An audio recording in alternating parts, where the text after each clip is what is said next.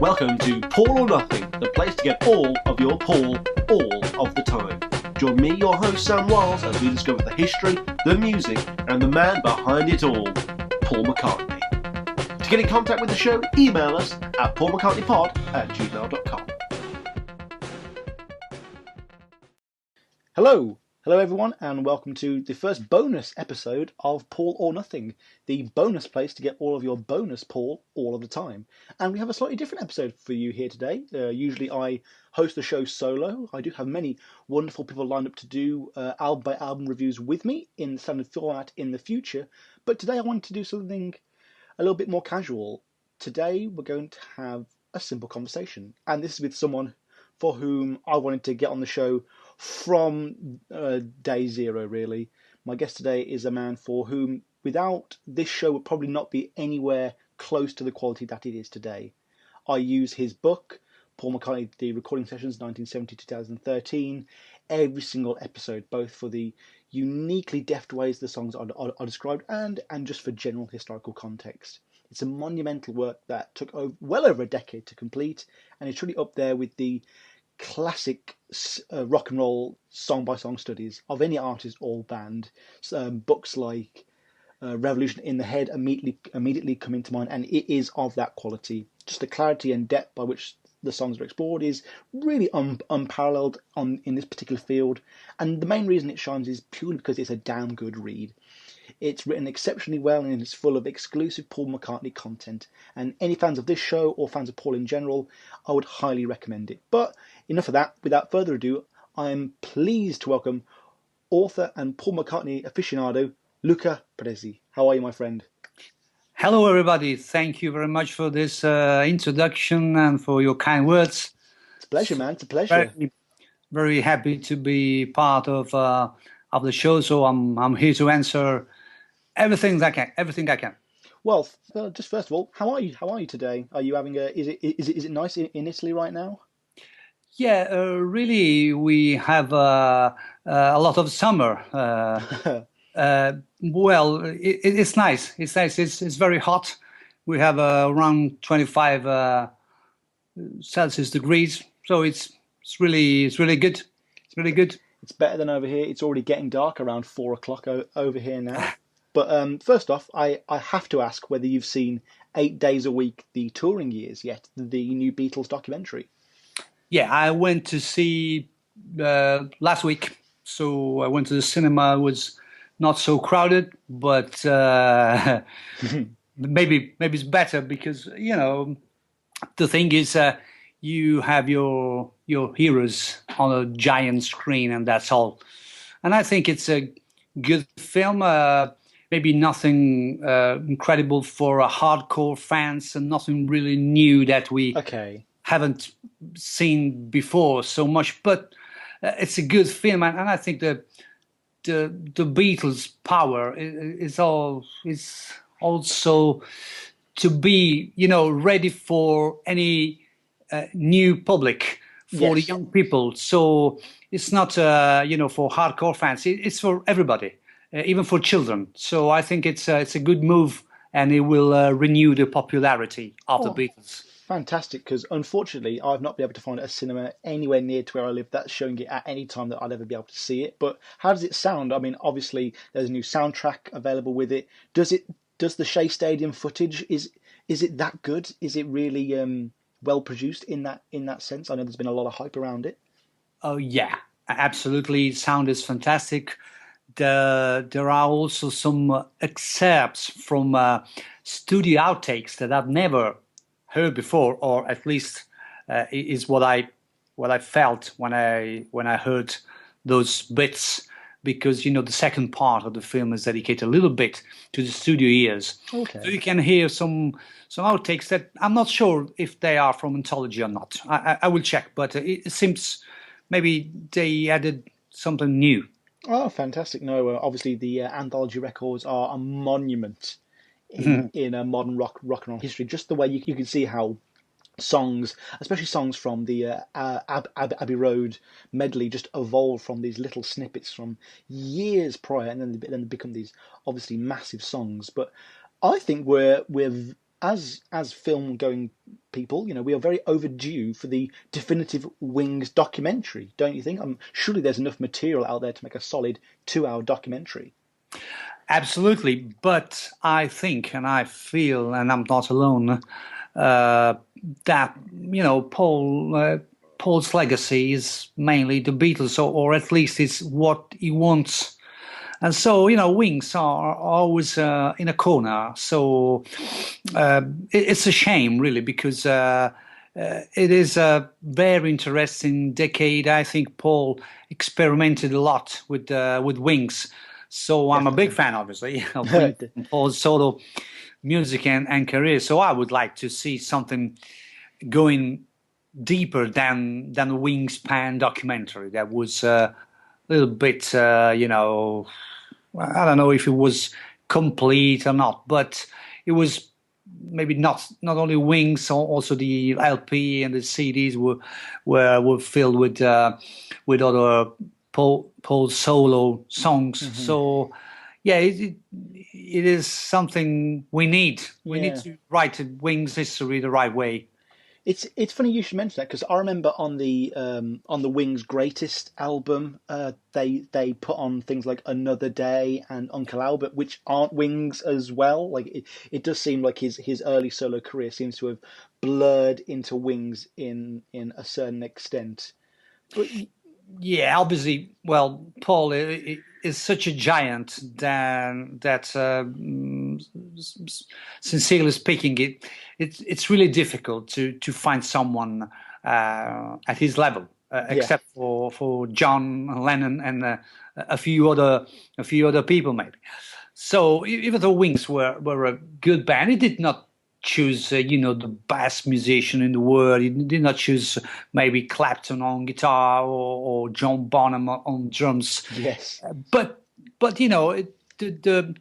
the feeling at the end is something very that I like so much. I think it's a unique kind of music. It's Paul's music, basically. Yes, it is. So yeah, I think that.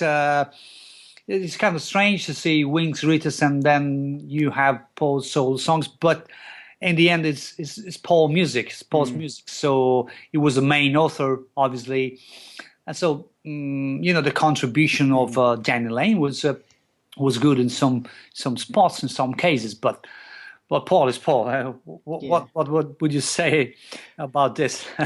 Well, I mean, fans of the show will obviously be well aware that my favourite Paul album that he ever put out after the Beatles broke up is Ram. And I do cite this as being categorically the best album. It's the most tactile in smell, like genuine, raw emotion on display in the music. But I kind of feel like it would have been better if Paul... it's nice to live in a world of what ifs and stuff like that, but if Paul had just gone on as a solo musician and wasn't concerned about having to look after other musicians and treating them equally, that perhaps he would have been able to carry on creating better music. Obviously, the band dynamic was quite restrictive for him in a sense, because obviously Glyn Jones, the one of the producers on Red Rose Speedway, pretty much just categorically said it was just Paul with some backing singers and some backing instrument players. And if Paul had just decided not to go for that band dynamic, he probably could have flourished in a completely different way, I feel. And Ram is just a testament to that, really. Yeah, I agree, because Ram is also my favorite album of Paul, and I think it has a certain quality. Obviously, the vocals are incredible because he was at the peak. Yes. So obviously, you have some songs that are very, very long, so over 6 minutes. All those kind of things. You have bits and pieces all over the place. It's a strange album, but it's also experimental. How many albums could feature, someone who's playing ukulele or solo guitar, bass, piano, or a variety of instruments. So there are There is also electric piano, a little bit of synthesizer here, and great arrangements. Yeah, very strange, very awkward in places, but I love the feel of this album. It's been really my favorite since I was 15, and I just spoke to Paul Du Noyer the other day. I did an interview with him, and he also told me that his favorite album is Ram. So we are in good company, I think. Fantastic. So you interviewed Paul the other day, then? I interviewed Paul Du Noyer, the author of Conversations with McCartney, the other day, and we had a conversation. I did an interview with him for a couple of magazines that I write on in Italy. Oh, okay, fantastic. But I don't know. I feel like another thing I've noticed about Ram is that the best songs on the next two albums, Wildlife and Red Rose Speedway, you have songs like Dear Friend, Get on the Right Thing, Little Lamb Dragonfly, and, to a certain degree, Big Barn Bed, were all written during the Ram sessions. And would you agree that these are the strongest songs on those albums? Yeah, well, I think that Paul could have done Ram as a double album. But, he did not want to, have an album like The Old Things Must Pass one. Yeah. And he was wiser than George, and he chose, 12 songs for Ram, and then he scattered all the others on, Wildlife, as you told, Red Rose Speedway on singles, because also I Lie Around on the side of Live and Let Die was recorded partially during the Ram session. So a lot of material. If you want to do a double album, you could do it. And I think it could have been such a great album as a double. But the format is not very popular. It was always difficult to sell a double album, all those kind of things. And I like also the other songs that you mentioned, especially Little Lamb Dragonfly. Fantastic, isn't it? My favorite. It's absolutely soaring. It's just it seems to me that his greatest output was just after the breakup of the Beatles. Not only just because he had something to prove to himself, like he has to beat these other three guys in terms of their songwriting and album sales, but does Paul create better music when he's sad? It could be. I think that you're right when you say that his best output was just in maybe the 2-3 years after the breakup. And I think the same is the same also for George, John, and Ringo. Yes. Even though Ringo is not a composer, so in the case of Ringo, it's different. But it's kind of obvious that John Lennon, Plastic Ono Band, and Imagine are the best things that John did after the Beatles. All Things Must Pass is a classic. Also, Living in the Material World is a very good album. So I think the Beatles after the breakup in those years were really, from an emotional point of view, was not easy for Paul especially. So I think it, in some way, being a little bit depressed or sad, in some way could help music. But Paul is not the kind of guy that likes to say, "I'm sad, I'm depressed, I'm down." So even though he wrote a song called "I'm Down," but anyway, so it's always finding a way to sort it out, and it's a different personality. It's not a tormented artist like others. So Paul is basically a happy man. He wants to be happy. He wants to be, up, and so I think it's a different kind of output. So it's interesting because maybe in the first 2 years after the Beatles breakup, it's a different music, has a different quality.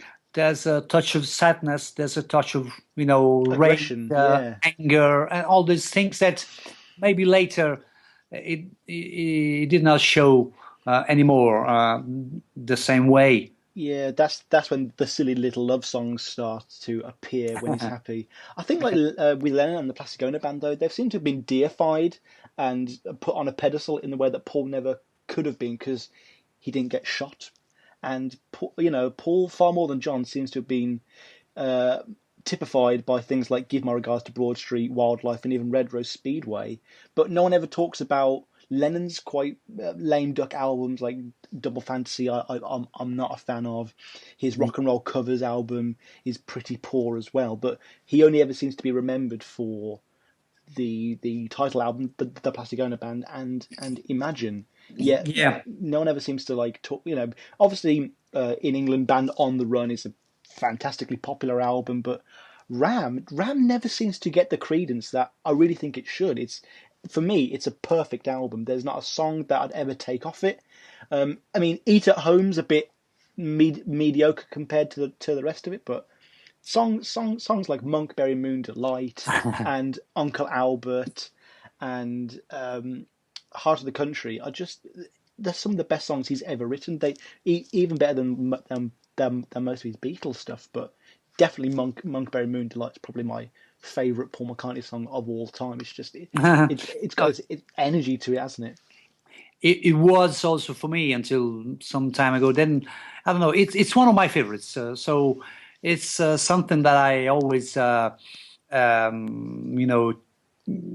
choose as in my top 10 or something. Definitely. I also like the backseat of Macca very much. Yes, that didn't get as much popularity when it was a single, did it? I don't know why. It's a very strong song.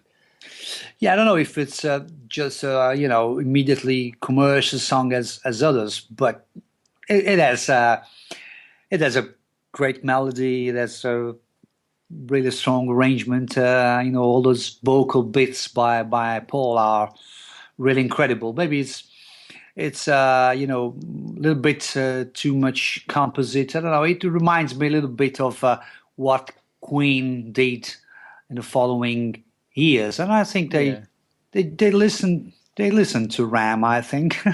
Yeah. You know what? I never thought about that way. And now I'll never be able to see them in the same way. Your first introduction to Paul McCartney was in the '80s through Michael Jackson. Was the '80s an easy time to be a Paul McCartney fan? No. Really, I was born in 1969, so just when Paul's solo career was starting. So in 1983, I was 14, and I was exposed to this, thing that was Michael Jackson, like millions of other fans or young people in the world. And it happened that they did together a couple of songs, and then I was curious about Paul. I don't know which was the reason, but I asked my mother just buy me the album where Say is in, and I was not aware it was Pipes of Peace, an album by Paul McCartney. So when she came back, I found myself with this vinyl in my hands, and it was a Paul McCartney album, and I was a little bit disappointed. But then I listened to it, and I found something special. I found melodies. It could be that I'm Italian, and maybe that Italy is a place of good melodies, classical music. So there's a connection, I think, with this melodic quality in Paul's music.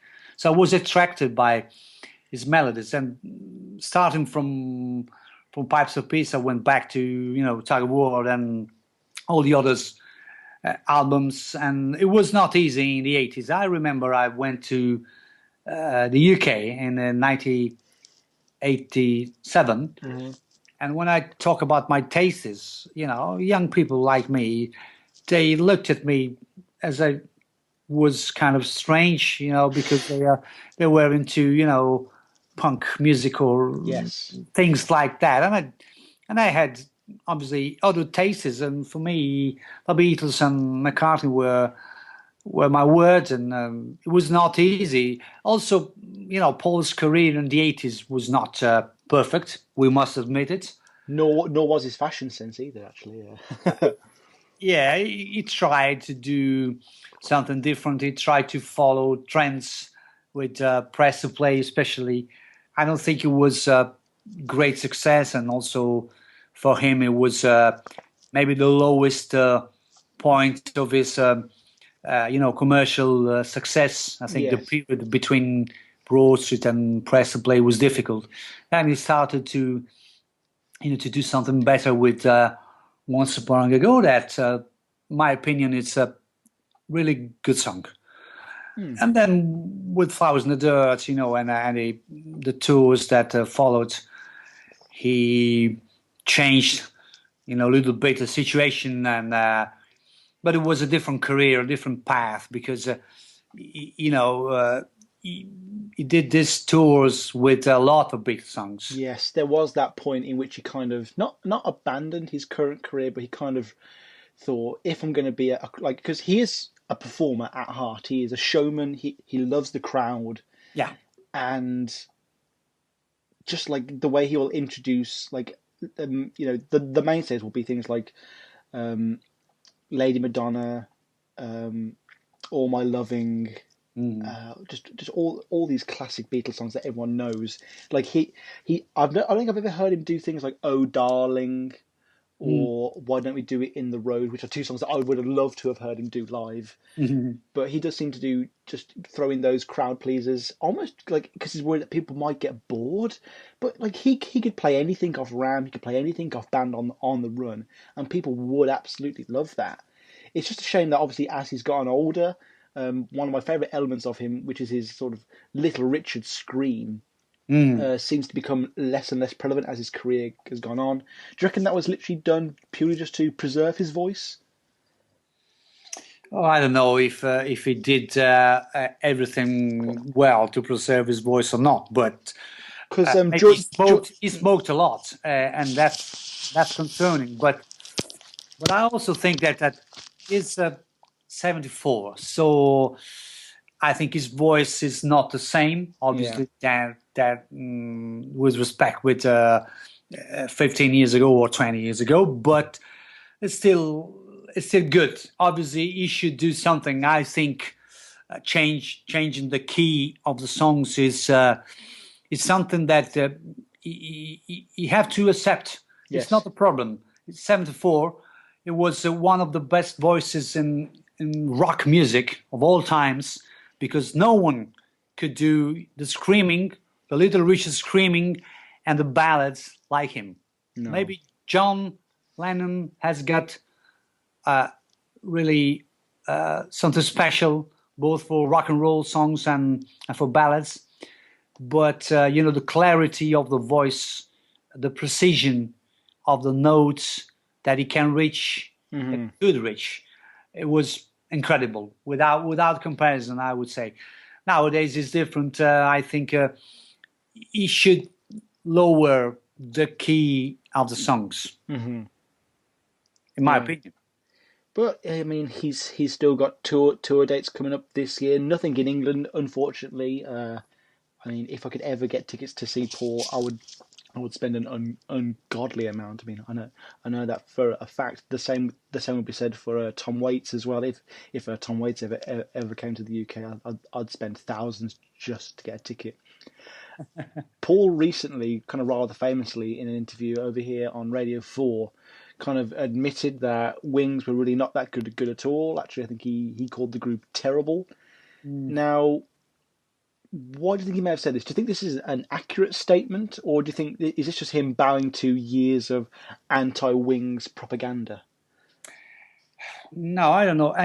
I'm not sure, because maybe I heard the interview, but very quickly. So first we have to be sure that it was not taken out of context, that sentence. So I'm not sure about it. Well, I listened to the whole radio show, and he kind of just, in his kind of cheeky Paul McCartney way, he doesn't say yes, they were absolutely horrible. He's just kind of yeah, they were a bit terrible, really. Yeah, I can imagine.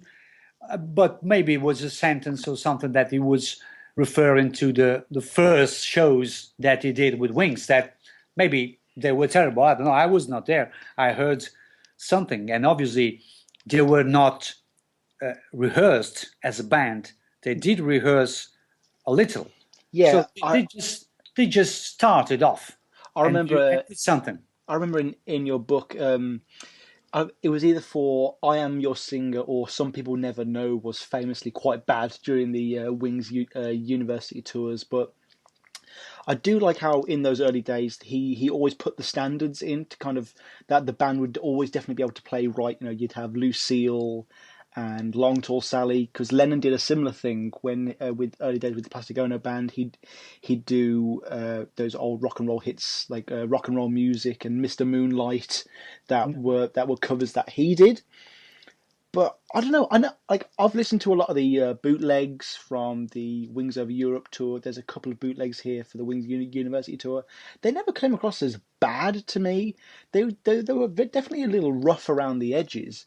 But I think bad is a little too strong, really. Yeah, but I think there's something I recently discovered. I don't know if was in my book yet or I discovered it maybe later. But there was some rumors at the time when Paul was forming Wings that the name of Wings should be Paul McCartney Blues Band. Oh, really? Yeah, and I can show you the article of New Musical Express. And it's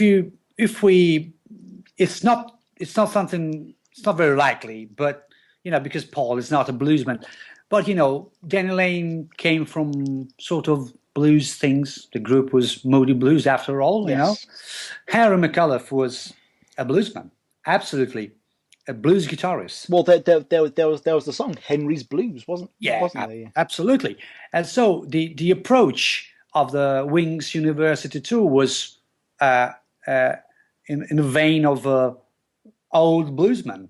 So also the Wildlife album in some spots is a blues one. Listen to Bebop.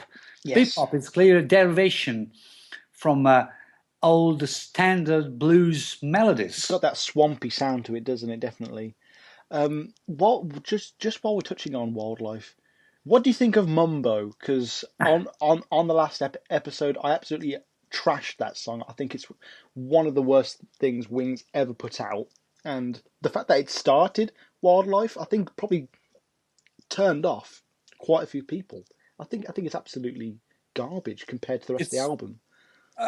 Yeah, I won't call it garbage because, well, when I was younger, I didn't like it very much. But nowadays, I maybe understand it in a different way. So I think it's an unconventional way of starting an album.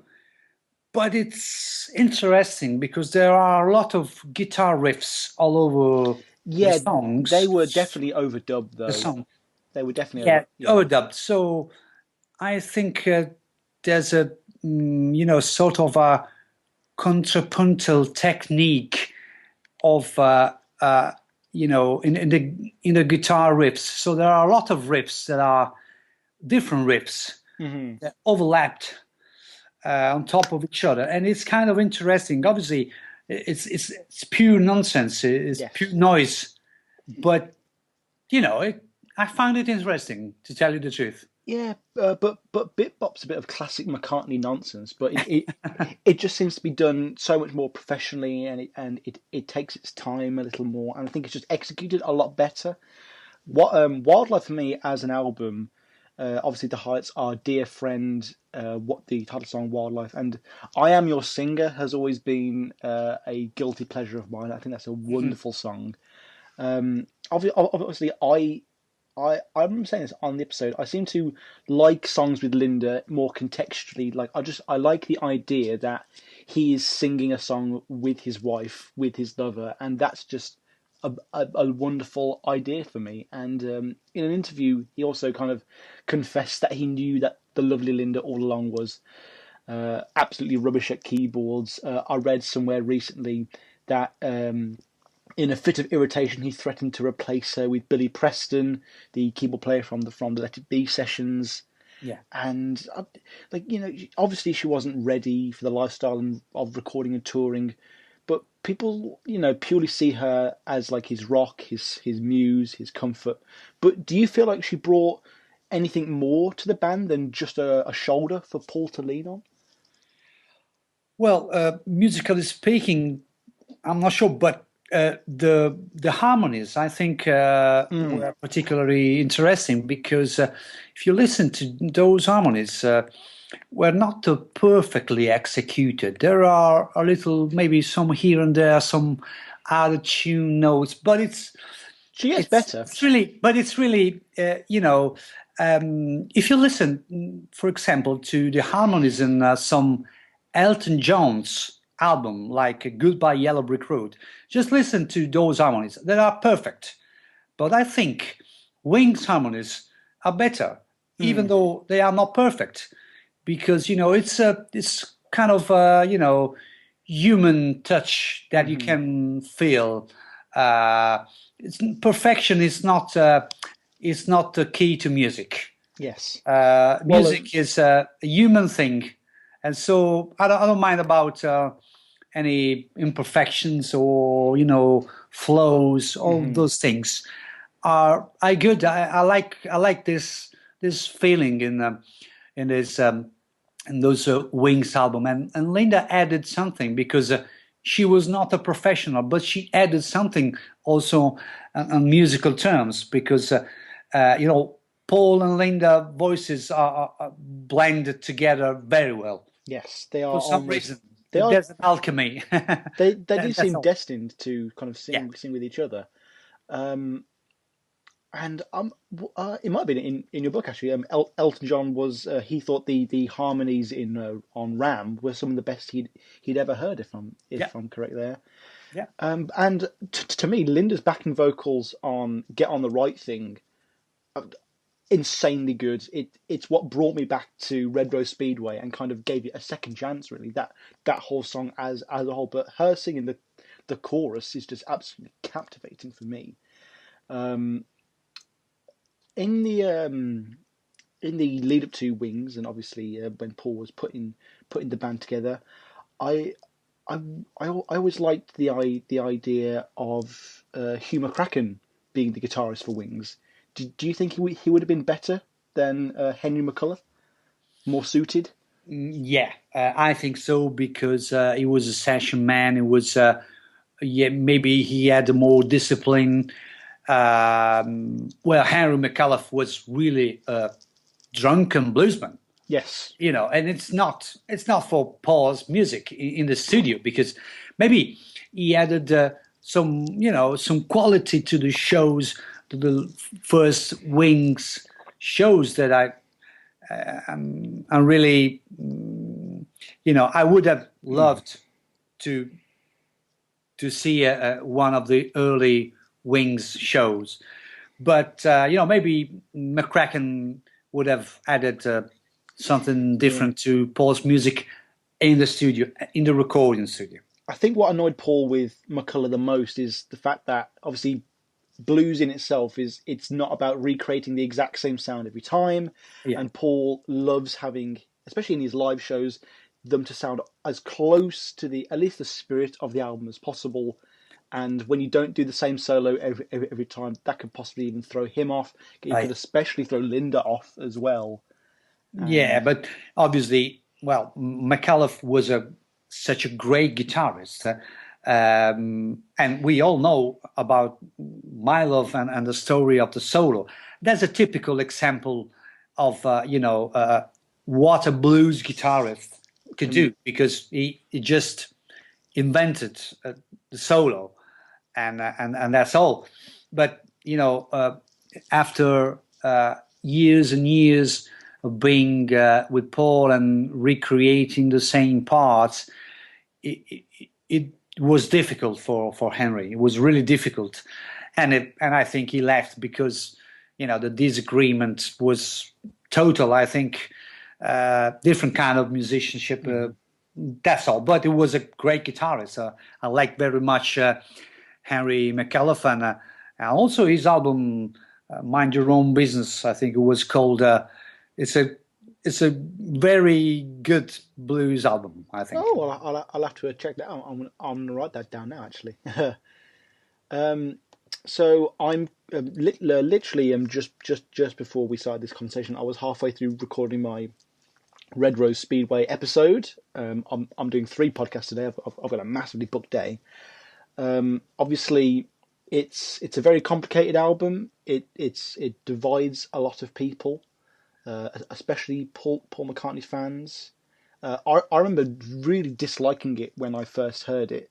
Then I got onto the position where I liked everything on it besides the medley at the end, and now I'm at a point where I love the medley, and I'm not a fan of When the Night and what was the other song that's on it? When the Night and There's Loop, there's instrumental. Loop's okay. It's quite fun. Maybe One More Kiss. One More Kiss. Thank you very much. One More Kiss is a song that I find myself singing, but I don't like to listen to it. It's got a nice vocal medley, but it's very, very bland. I think there's a key of interpreting Red Rose Speedway. I love the album, but I think it was conceived as a totally different, album in comparison to what Paul did until that moment. Well, yeah, because did the studio make him do it, or was it him exercising his leadership within the band and cutting it down to size? Because so many of the songs that were left off it are fantastic songs. I love Jazz Street. The Mess is fantastic. Yeah. Night Out, Soily. Oh yeah, a lot of rockers or experimental things. But I think that when he closed the agreement with Lew Grade and ATV Music, that was in June 1972, and then the agreement started from, if I'm not wrong, from February or March 1973. So I think he decided that he should have the same level or a different level of commercial success. So I'm sure that maybe not many people know that he wrote Mile of 3 or 4 years before. Well, it was played during the European tour. It was before because he said something like written in the early days of his relationship with Linda. So that would date Mile of, I think, around 1970. Oh, okay. But he did not release Mile of until 1973. So there's some reason behind that choice, I think. And we all know about the legal battles, copyrights, all these things. So Paul waited until it was the right moment. And it's a very commercial album. It's a very melodic album, Red Rose Speedway. So I think it was a deliberate move, but I like the album. Do you not think that in his almost obsession to capture a bit of credibility after the kind of critical failings of Wildlife, in his attempt to create a commercial album, he created an album that would please no one? I don't feel it's a very good album that showcases Wings musically, and it also with songs like When the Night and One More Kiss, I don't know who they're appealing to besides the Muzak fans, the ones who like Paul's granny music, as John Lennon would put it. Whereas things like Night Out and Jazz Street, I think really would have given the album a bit more zest and a bit more pep. I must admit, though, I was very happy to read in your book that your favourite part of the medley was Power Cut, because that's mine as well. It's a very good little tune, isn't it? Yeah, you're absolutely right. He decided to give Wings a different image, not a funky image. So it was Red Rose Speedway marks the end of the funky period of him and Wings until 1972, I think. Yeah. So that was the end of the funky period, and it was not representative of what Wings were doing also in the studio and that moment. It's for a different kind of audience. It's for a broader audience. One More Kiss and When the Night are perfect examples of songs that are, maybe directed maybe to young people, but I don't know. Young people could not maybe like so much songs like that, but maybe to their parents. Yeah, obviously, this is in a time when people would be listening to them less on their earphones, and it would just be playing in the house, and obviously other people might be able to hear it.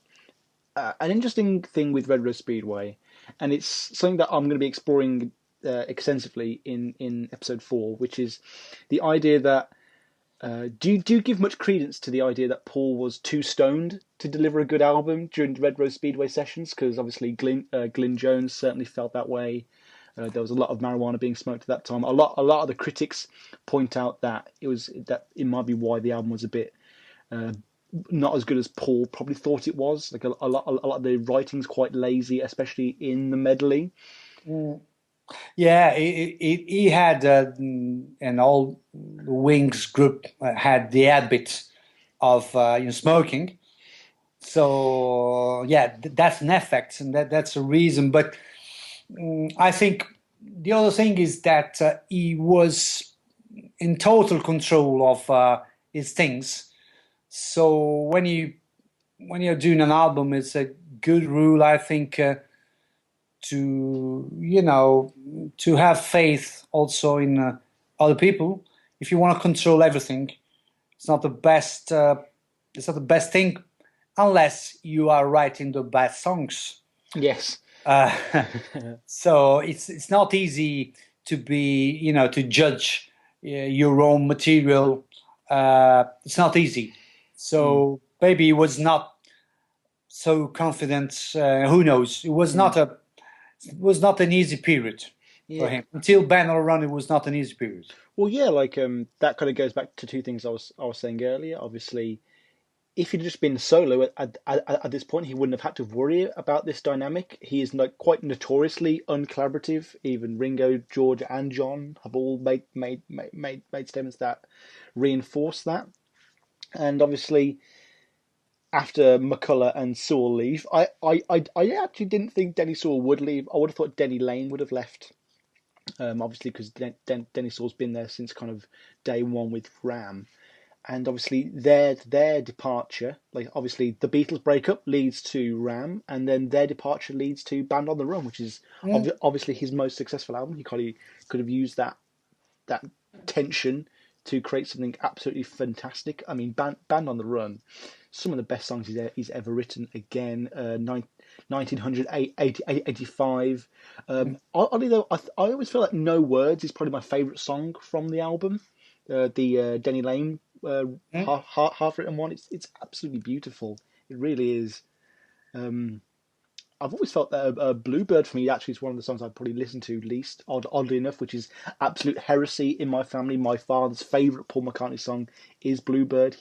He plays it on guitar all the time. But it's very nice to be played on guitar, because you have to you have to use the tuning of guitar half step down or one tone down, maybe something like that. And it's very nice to be played, and I like to play it very much. And I also agree about No Words. It's a good song, and it's really they stitched together two Danny Lane songs for this one. So then Paul, I think, he contributed with lyrics mainly. I'm not sure about melody, but it's a good song. It's vocals, Danny and Paul together in harmony, very, very good. I like it very much. Do you think that the Denny Lane contributions, obviously he becomes more of a presence all the way up to Back to the Egg? Obviously he becomes much bigger influence on the band. Do you think it kind of sullies the quality of the albums in a certain way? Do you feel that it would have been much more commercial just to have Paul carry on doing all the writing? Well, I don't know. I read that EMI wanted Retro Speedway without any other lead vocalist except for Paul. So that was one of the reasons why they cut off other things. But I think, maybe a song like "I Would Only Smile," it's very good. I think obviously the focus is on Paul. So Yeah. it was some nice contribution from Denny in London Town. I must admit, I like very much the two songs that he sings on the album. But even though maybe we could have had other songs from Danny, but the focus is on Paul. I don't know if the London Town album is very particular. So we have 5 songs co-written by Paul and Danny. I don't know if it affects the quality. I don't think so, but I think he left the right space. Yeah, because obviously, going back to what Glyn Jones was saying, he felt like Paul did not have an equal in the band, and that Lennon was always there to kind of slap him down if he ever got a bit too soppy. Yeah, and perhaps Denny Laine was always a bit in awe of Paul and probably couldn't give him that same kind of criticism.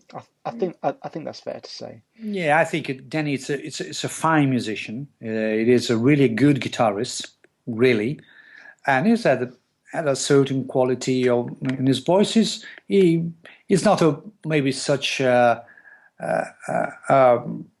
prolific composer, but obviously to say to Paul, this song is not good. It's not easy. It's not easy. But I think it's also required, because if you want to do something and gain some respect from him, you have to be sincere and maybe taking the risk and say, listen, Paul, I don't think this is working, and you have to take your risks. But I think in the end maybe it's better, because if the main composer of the group is not writing good songs, it's better for everybody to tell him. Yeah. In case of Paul, it's not so often, and it's not easy. Well, I mean, it just must be so hard to be in a band with an ex-Beatle. I couldn't imagine the expectations on the band, really. So you know what? Onto a couple of other Wings albums. I'm going to get onto this a little more later, but I'm not fully versed in the Wings discography. This podcast is as much a journey for me as it is the listeners. When I started my last show about Tom Waits, I was already well versed in every single one of his albums. I knew all of his songs inside and out, and I felt kind of guilty that I didn't know more of Paul's discography. So I thought it was a very nice excuse. I must admit, obviously, I listened to an album several months in advance.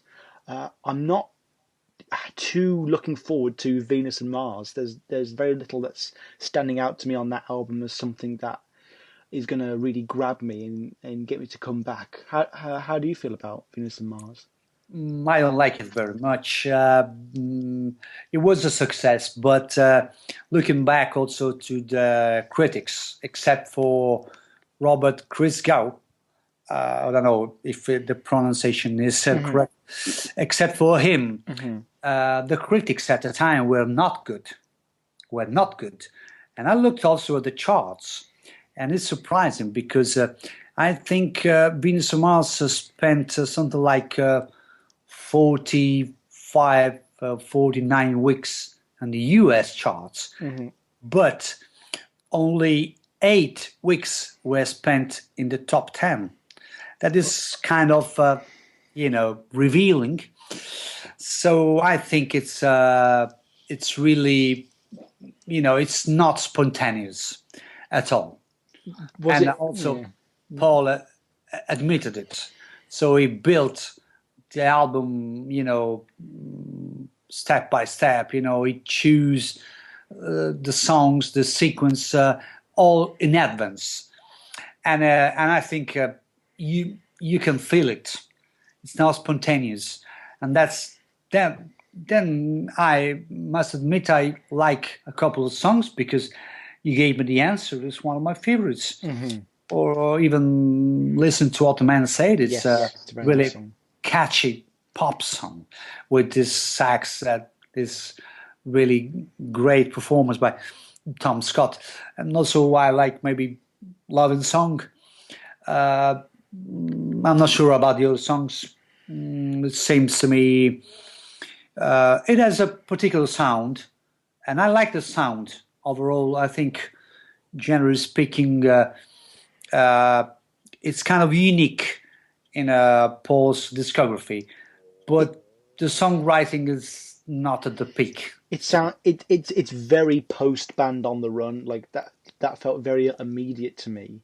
Like it did seem like almost simultaneously it was trying to recapture that kind of energetic spirit of that album, but also moving in the wrong kind of direction. Like I felt a similar way with Wildlife. Like I just Ram was so fantastic, and I just didn't know why they didn't do more of that again. And like even Band on the Run Part 2, even though it would not have been as good, it probably would have been a bit more exciting than Venus and Mars, really. Yeah, I think there's another thing we have to consider, and it's that Paul likes to do different things. So when he does something like McCartney on his own with a 4-track machine and nothing else, Fantastic album. and yeah, fantastic. Yeah, the following album, it will do the opposite. Because he likes to do different things. Then with Wildlife, it's underproduced. Then you have Retro Speedo that is well crafted. Then you have Band on the Run that is without a drummer except for himself. Then you have a group effort or kind of that is Venus and Mars, that is another very produced album. So he likes to do different things all the time. So that's something we have to keep in mind when speaking of Paul's songs and Paul's music. Even if it's to his detriment, I suppose. Yeah. But he likes to do. He knows that he can do the same, and maybe with a little bit more of effort. He could have done another album at the same level of Band on the Run, and he did deliberately choose not to do it, I think. Well, I suppose he did that with the Beatles for so many years. Like the difference between Beatles for Sale and With the Beatles and Please Please Me are few and far between, really. And then obviously you get to things like Pepper, and then obviously they've just done Abbey Road, very polished, produced album. Then he wants to do that came after Let It Be. Obviously, Let It Be is completely different to Abbey Road, and obviously it was that trying to get more of that live sound. But if we're going to talk about Paul doing different things, what did you think of 4-5 Seconds? Well, the song. I must admit, the song is catchy. Yes, but I'm not sure about Paul's contribution, because he's just singing a little bit of harmony and playing guitar. So I would like to know more about the composing process of that song, because I'm not sure who wrote what and which was his contribution really. But yeah, generally speaking, I don't like this kind of young artist so much. Are you not a Kanye West fan? I'm not a fan of Kanye, but it's not something against him. It's just I have different tastes. I'm not sure about this kind of things. I understand that Paul tries always to renew his popularity, but I don't think it's needed. Yeah, because ironically and quite hilariously, it is by far Paul's most downloaded song on Spotify. Yes. If you Also, want to consider it a Paul's song, it's okay. But yeah. I'm not. I'm not on that camp. Okay, because he also helped Kanye write and compose "Only One," which is like I'm actually quite a massive Kanye West fan. I think he's one of the best artists going at the moment. Somewhat ironically, but also quite seriously as well.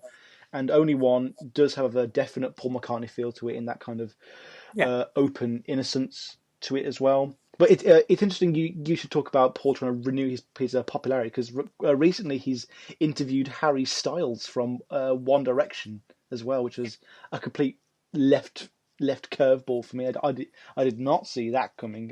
Have you read the article? I think the other day I read it very quickly, but it is kind of surprising because Paul is really here, there, and everywhere. It's a marketing that never stops, and train, it's yeah. typical of a pop artist. It is is such a is like a young pop artist. Paul is doing concerts. Paul is promoting the Beatles film. Paul is promoting the archive collection. Then it's on Skype with the jingles. It's doing all these things. It's a never-ending marketing. Well, more power to him, really.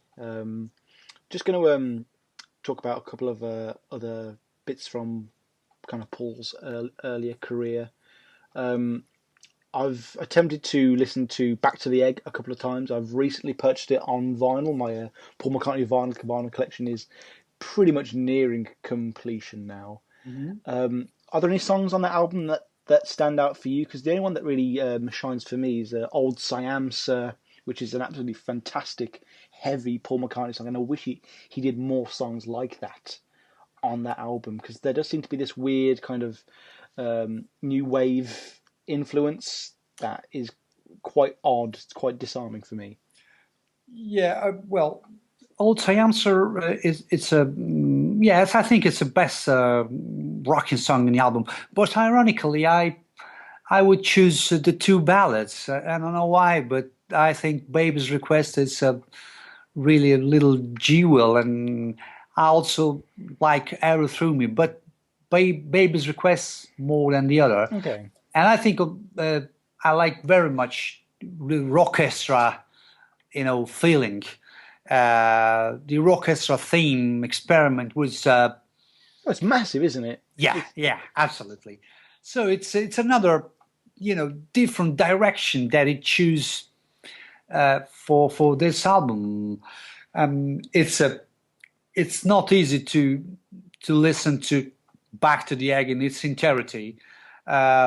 It depends from the day, but it's a really strange, but it's experimental more than I wouldn't say it's such a punk or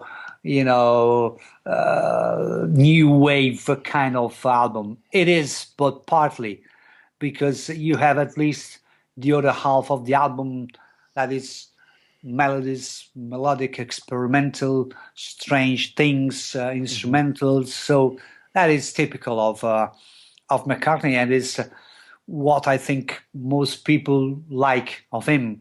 So you won't have two songs that sound the same. It's just a shame he never got to continue with that lineup, really, because obviously, not long after the album came out, John Lennon was untimely killed, and that kind of put the kibosh on Wings, really. Do you think Wings was always going to come to an end around that time, or do you think they would have possibly done a couple more albums? No, I think he had enough of Wings. I think they lasted more or less 10 years. Yes. Because the ironic thing is that there was no official announcement of Wings a Wings breakup. There was no official announcement. There was a statement by Danny Lane that said, "I'm leaving because Paul doesn't want to tour anymore." And then Paul replied, "Okay, so long, Danny." But there was no official announcement. It is kind of strange. So it, that is quite, I think, revealing of the fact that Paul didn't want to go on with Wings, and it did not make an announcement about it. So that's all. That sums up the thing, I think. Yeah, and then obviously that leads on to McCartney 2, which features the song that I used for the title of the show, which is a song that I've been in love with ever since I heard of it. I know a lot of people are quite divided about Temporary Secretary. I'd love to get your 2 cents on that song. It depends from the day, my case, because some days I like it so much, and it has a rhythm that is, very, catchy. Let me say it's almost hypnotic, isn't it? Like you feel like it's like a snake just staring into your eyes. Yeah, something like that. And it's not a melodic song, quite repetitive, but I like it. Some other day I don't want to hear this kind of things, and so it's better I choose another album of McCartney. But it's a song that has something, and it was chosen on some clubs. I think sort of 10 years ago. It has some success in a remix version or something. Oh, fun! I would have loved to have heard that. I think you could find it somewhere. I can't remember the name of the DJ, but he did a remix of Temporary Secretary, and I think it was 2006 or 2007 or something like this. Oh, fantastic! And it has some success in disco clubs or something. So, just moving on to your book for a brief moment. Like personally, I just want to say I'm very happy that your book does exist. I love. Thank you. I love dissecting it and researching the trivia. I'd read similar books purely just about the Beatles, and I was like, I wish, like, I'm just about to start a podcast. I wish there was one that did that for Paul, and lo and behold, on Amazon, I just typed in Paul McCartney songs, and bam, it was the top thing there. And was it the case whereby you would have also have liked a book like this to kind of exist, so you in turn had to write it, or did something else inspire the book? Yeah, I remember. Well, I started with Paul when I was 13, and I've always been a reader of books. So, do you know how many bookstores I've searched a book like this, and it never existed. So, at some point, I said, "Well, okay, I will try to do something," and I just started for my own pleasure. And the first project was to have a sort of a McCartney encyclopedia with the songs from A to Z. And then I changed my mind. I said, well, let's start to think about something. And I thought maybe I can interview someone. And I remember the first one was Carlos Alomar, the guitarist that did press to play. Yes. And then over a 3-4 month period, I get something like 30 different interviews. Then I finally had 70 different interviews with musicians, producers, sound engineers. And I thought, I wrote the book I have liked to see in a bookstore. That's all. Like, obviously, there doesn't seem to be a single thing that happens in Wings that Denny Sewell didn't have an opinion on. He seems to be there throughout the entire sort of first third chunk of the book. Obviously, he leaves just after Red Rose Speedway. Was it? Did you try and contact many of the other original Wings band members? Obviously, Linda wasn't with us. How about I think Henry McCullough would have still been alive around that point. Yeah, I tried with Henry, but I think it was way back. I think I wrote this. Well, it was a fax really to Henry. Wow, that was long ago. Then Yeah, a there was a fax. fax to Henry McCullough management, and I think it was 1998 or something like this. And they replied to me, okay, he's available to do an interview. Then I was so busy at work, and I didn't follow to the Henry McCullough answer, and it was and so he went up in smoke. I never tried with Danny Lane because I don't think he has an email or something. Okay. And I think he's writing his own book, or so I don't know if he wants to answer and I'm not sure because other people told me something that he can't remember so much or something like this. I don't know if it's true or not, but anyway, I was not able to contact Danny. It's a shame because I would have liked to speak with him about many songs. But anyway, did you ever consider trying to get in contact with Paul himself? Oh, I wrote an email to MPL and I sent a book after. So, but never had an answer back. But who knows? Who knows in the future? Obviously, I would hope to get in touch with him. I think, and I hope he has received the book.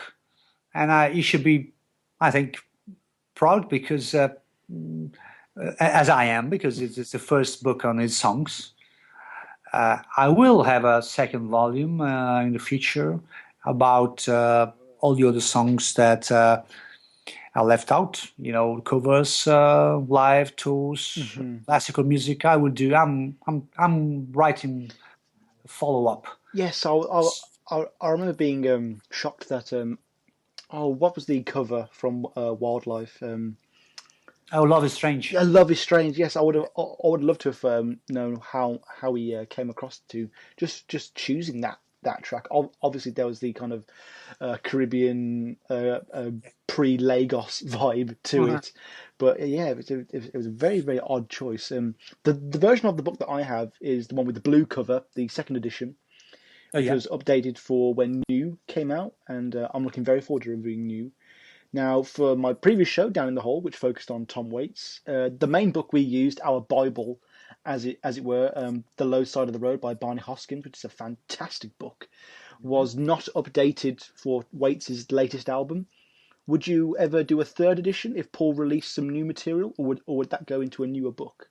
I will do something, but I'm not sure about the form, because with McCartney it's always hard because there are so many things happening in his music. His output it's never ending. You have the archives, so maybe there's some demo. There's always something. So I haven't decided yet what to do. I will definitely do something. Now it's 3 years from New and from my book. So I think after the next album, I will have something in mind, and I think I will. Well, the next thing will be interesting as well, because in the meantime I had some new information. So I will not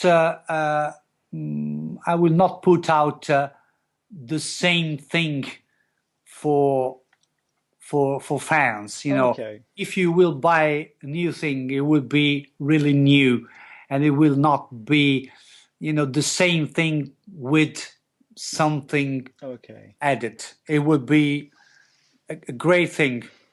So I'm planning a great thing, but I'm not sure how and when. Okay. And I will do it. So I think for now this book does its work. It's working as a little McCartney Bible kind of thing. Well, I'll tell you right now, I'll be the first person to buy that book. Is this new? Obviously, you don't have to go into too much detail, but is this new information you found out? Is it proof that Paul is dead? Is it that? No, I can't believe obviously not. that phenomena. Like obviously, with the advent of the internet, has found infinite new life now. It's so strange that people still keep like they say things like, oh well, his earlobes have changed, he's 2 inches taller, his voice Yeah, it's all these absolutely things. mad. It's absolutely mad. And these Yes, it's people are incredible. Yeah, it's incredible. I don't know. I've never been interested in the Paul is dead myth because there's so much in his music that I don't care about it. Maybe yeah, I'm a different kind of people, so I like I like his music and his life more than his supposed death. I'm not interested. he blew his Really. mind out in a car, didn't he? He didn't Yeah, notice that the lights had changed. yeah. So you started writing the book back in the late 90s, and it wasn't released until 2012, I believe. Were you afraid that someone was going to beat you to the punch, as it were? Did you realize? Yeah. I was, and but you can do so much. The first edition was an Italian Yes. edition and was published in early 2012. Then I was kind of sort in a hurry to have the English one out because new ideas are always easy to be copied. you know, Yes. so so I tried my best and say let's try to do this as uh, uh, as soon as possible. Yeah, no, there's a wonderful footage of you with Tony Clark Mm, in the London bookshop with yeah. a wonderful guitarist playing an underrated McCartney song, "Tomorrow," which Oh. is a wonderful. Basically, it's just a Beatles song, isn't it? It's a beautiful little tune. Was it harder to collect information on songs from the earlier years of his solo work, or was it harder to collect songs from the more modern digital era It releases? depends. It depends because if the producer, the musician, is available to be interviewed, it's no problem. Maybe some memories are not so bright because of the years that Hmm. have passed.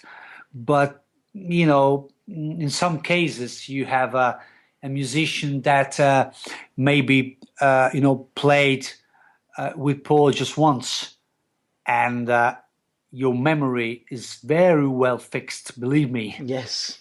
So, so in other cases, some producer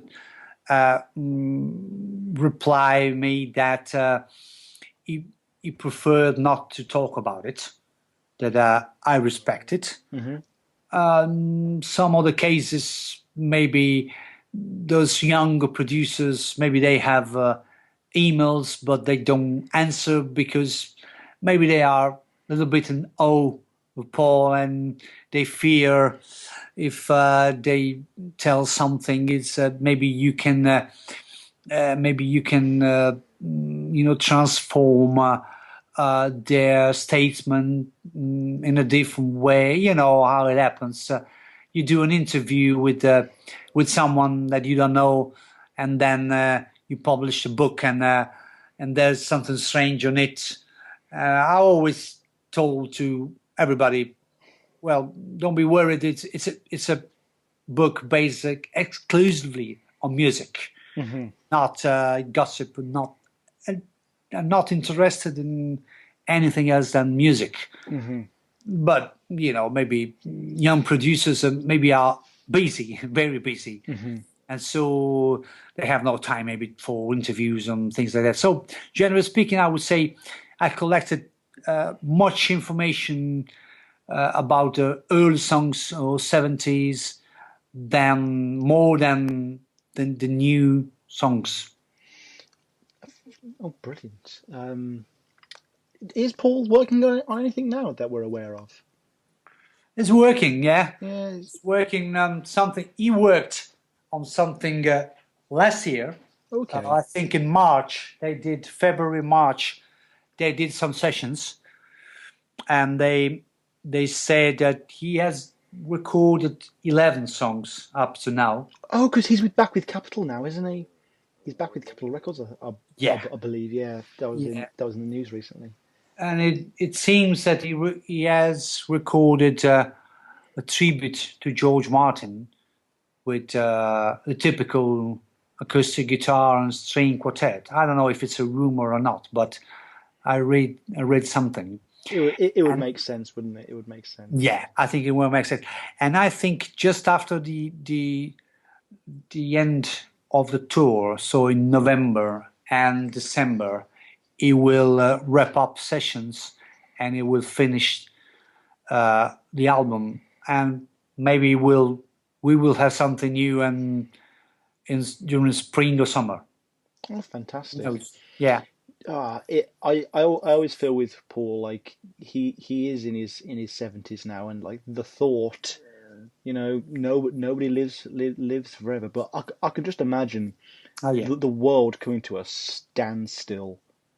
It's not a nice thought to think about, but I've always told my employers that if that ever came into the news, I'm not going to call in. Just do not expect me to be in that day. I'll be inconsolable. I will be writing you an email probably. Yeah, I agree. I understand what you are saying.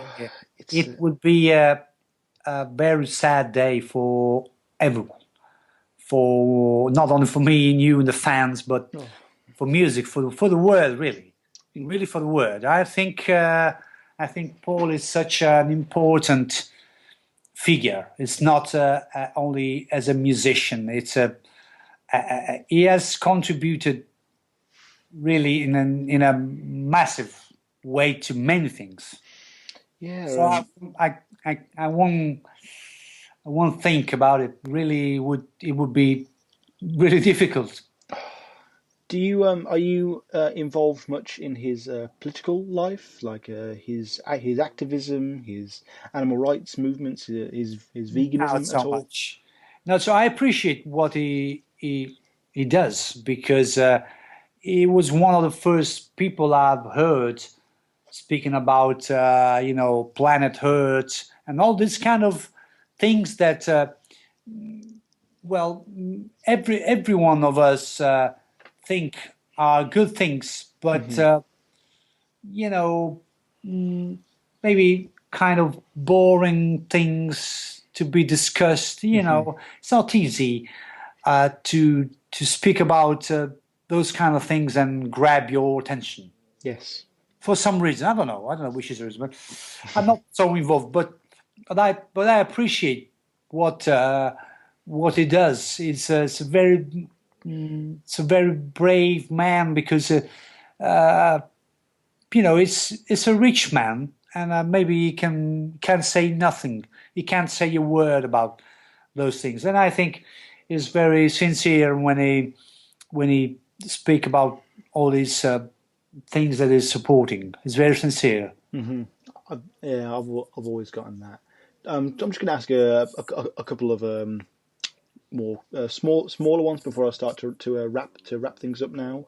Yeah. What would you say is the main difference or differences between the earlier albums like McCartney, Ram, that kind of thing, and things like Kisses from the Bottom and New?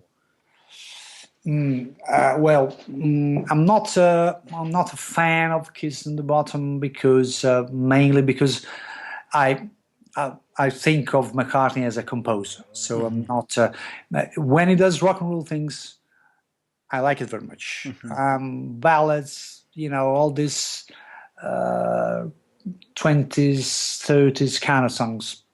I didn't like the project so much. The main difference is that, even though an album like Ram has much production on it, but the songwriting level is completely different. It's unparalleled, really, isn't it? So New could be could be assessed as a good album, but it's more production than songwriting. If you listen to Maybe Amazed or other things in those 3 albums, even One Life, well, the songwriting is first is songwriting, then is production. New is such, it's a large amount of production techniques, and obviously also the vocals are different. So maybe to sum up, the vocal quality is the main difference. Is there a song that you wished Paul had performed live that you've never heard? Definitely everything from Ram. He Yes. didn't do. He never did Monkberry Moon Delight. He never did it. I've never heard it. It's always bugged me. That has always bugged me. Yeah, I think just imagine a couple of Ram songs, other Ram songs like, Monkberry Moon Delight, or I don't know, maybe also Three Legs. We were talking about blues before. Yeah. So just imagine the Three Legs done with a full band with wings on stage. That could be really, really good song. Or Monkberry Moon Delight. When he was in the 70s, Paul's vocals were powerful. So it was on stage, and I would have liked to have a live rendition of Monkberry Moon Delight. Absolutely. I always felt that the same way, that I was always annoyed that I never got to hear the Beatles do "Hey Bulldog" live. I think that would have been absolutely phenomenal, really. Also, one of Paul's greatest bass lines as well, actually. Yeah. My last question is a big one, really. You, the listeners, and you, Luca, may have noticed that I really haven't been talking too much about anything post, McCartney 2.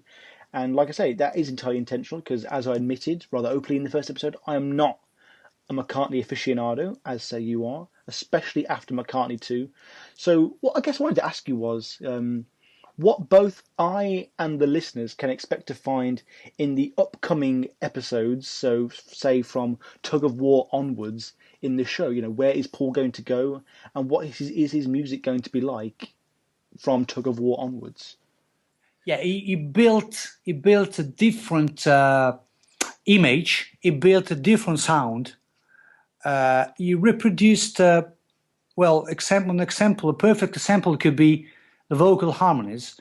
So we will see the transition from Wings harmonies to the Paul, Linda, and Eric Stewart harmonies. So even though McCartney in the 80s is not perfect, but it will have its recognizable sound. So McCartney in the 80s has got his own sound. Okay. And we will talk about it. Fantastic. Luca, it's been an absolute pleasure talking to you here today. I mean, I rarely find I'm able to talk to anyone with any sort of Paul McCartney expertise, especially in the way you've demonstrated to me today. I must say right now, I'm not meaning to put you on the spot or anything. I can even edit this part out if you like. I'd love to have you back on when I'm more into those albums, like from Tug of War onwards. This has been absolutely fantastic. Fans out there, Again, I can't plug the book enough. It's been out for a couple of years now, but obviously Paul McCartney, the recording sessions, 1970 to 2013. It sounds so trite to say this, but it's so readable, and especially when you get into songs like Uncle Albert or My Love, it just goes on, and there's so much knowledge about each of these songs, and it's displayed perfectly. You can tell what parts of his career are major, obviously, by how much you have to write on it, obviously, and it's very nice comparing which songs you do like and which songs I like as well. Again, I was very chuffed that Power Cut was your favourite part of the medley. But yeah, Luca, I must just say now, thank you so much for coming on the show today. This has been our first bonus episode, and it's been wonderful. It really has. If you've got anything. Any upcoming projects you want to talk about now, or anything else you'd like to say? First thing, thank you, Sam, for inviting me. and I will be pleased to be part of any other show. No, just a quick thing. I just launched another book in Italian that is dedicated to the solo Beatles in the 70s. And what I could say is that I'm working on a English translation with a translator, proper translator. So we will have this book that very likely will be titled "The Beatles After the Beatles." Oh, Until John's death, and I think it will be out in February. oh, fantastic! I think it's a different kind of book, but it will have photographs, images on it. I think the matrix of the book has been built for the Italian edition that it is out these days from last week. So I'm heavily promoting this in Italy now, and we will talk about it maybe when the English edition will be out. It will be a surprise, and I think it took me 2 years and a half to write it. I'm very proud of it. It will have any other graphic surprises, cover or font use, photographs, all these things. So I think it will be a very interesting volume. So is that going to include Paul stuff, or is it just George, John, and Ringo's work? No. The four: John, Paul, George, and Ringo. Oh, fantastic! And is it going to be in the same format, song by song, or is it more album by album? No, it's not a song by song. It is the Italian edition is in 2 halves. So the first half is a narrative. Oh, okay. And the second half is a discography. So album by album and single by single in a chronological way, and until Double Fantasy, and then there's also some space dedicated to the Family Way. Oh, fantastic! Was there any album in the research for that you? Because I talk about this a lot on the show, that there are albums that I don't think I'll like, and then obviously you listen to them over and over and over again, and you end up liking them. Was there an album that you ended up liking that you didn't think you would? Are you thinking about Paul, or do you? Any of them. Any of them. I think. One is Leaving in the Material World, because it's not that I didn't like it, but I listened to it again on the remaster, and there's a fantastic sound, fantastic song. I really took my time to appreciate so much this album. That is the first that comes to mind. Maybe, I don't know, the other could be John's one, maybe Mind Games. Okay. It's an album that it's not perfect. It's not my favorite, but it has something in some spots that I rediscovered. So it was a journey, really. Also, this was another journey through a fantastic decade of music. We know, up and downs, but generally speaking, it's a pleasure with the Beatles. It's always a pleasure. It always is, and there's always going to be new content coming out. I mean, we're always holding our breath for the Festival of Lights to eventually come out, and all the weird experimental stuff to be released one day. Who knows how many deleted demos and offcuts exist? But yeah, I think we've brought that to a very nice close. I'm really looking forward to your book when it comes out in the UK. I hope there's a UK launch. I would definitely try and get down there for that, 100%. But again, Luca, it's been an absolute pleasure having you on, my friend. It's been real fun. It really has. It's always nice to talk about Paul, and I think you're the best guy to do that with, really. So thank you. Thank you very much again. Thank you, everyone. This has been the first bonus episode of Paul or Nothing. Obviously, check us out on the Twitter at Paul McCartney Pod. If you've got anything you would like to say about this interview here, you can contact us at paulmccartneypod@gmail.com. Give us an iTunes review, like, subscribe, yada, yada, yada, all of those things. But just keep listening to Paul. Thank you very much. Have a nice day.